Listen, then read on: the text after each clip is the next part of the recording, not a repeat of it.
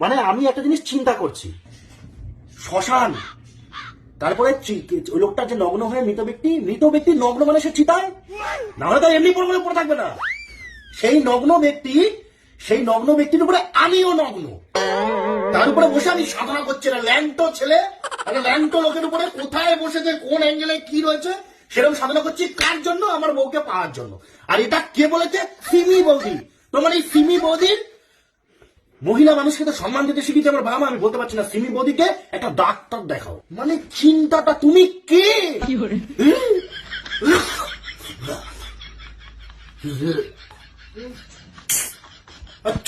আমার একটা কথা হচ্ছে যে, ধরে নাও এই ব্যাপারটা আমি সত্যি মেনে নিয়েছি, ওই লাশটা কি লাশ, তার তো বাড়ির লোক থাকবে।